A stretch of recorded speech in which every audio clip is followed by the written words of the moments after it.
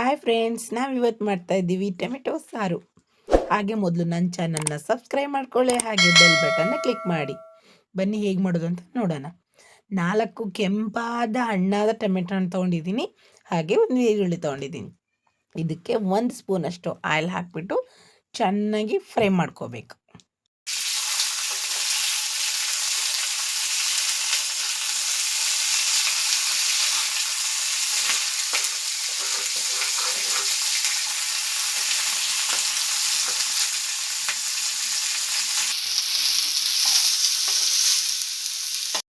ನೋಡಿ ಫ್ರೆಂಡ್ಸ್, ಇಷ್ಟು ಮಾತ್ರ ಹುರಿದ್ರೆ ಸಾಕು, ಹಸಿ ವಾಸನೆ ಎಲ್ಲ ಹೋಗಿರುತ್ತೆ. ಸಾಂಬಾರು ಮಾತ್ರ ಸಖತ್ತಾಗಿ ಬರುತ್ತೆ.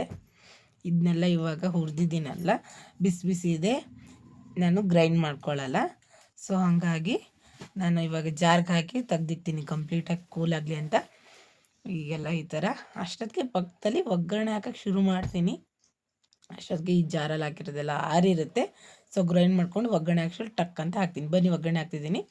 2 ಸ್ಪೂನ್ ಆಯಿಲ್ ಹಾಕೋತೀನಿ, 1 ಸ್ಪೂನಷ್ಟು ಸಾಸಿವೆ ಹಾಕೋತೀನಿ, ಹಾಗೆ ಒಂದು 8-10 ಎಸಳು ಬೆಳ್ಳುಳ್ಳಿ, ಕರಿಬೇವಿನ ಸೊಪ್ಪು, ಹಾಗೆ ಸಾಂಬಾರು ಪೌಡ್ರು, ನೋಡಿ ಸಾಂಬಾರು ಪೌಡ್ರು, ಅರಿಶಿನ, ಖಾರದ ಪುಡಿ, ಹಾಗೆ ಮತ್ತು ನೋಡಿ ಗರಂ ಮಸಾಲ ಸೂಪರ್ ಟೇಸ್ಟ್ ಕೊಡುತ್ತೆ. ಹಾಗೆ ರುಚಿಗೆ ತಕ್ಕಷ್ಟು ಉಪ್ಪು, ನೋಡಿ ರುಬ್ಕೊಂಬಂದಿದ್ದೀನಿ ಪೇಸ್ಟ್ನ.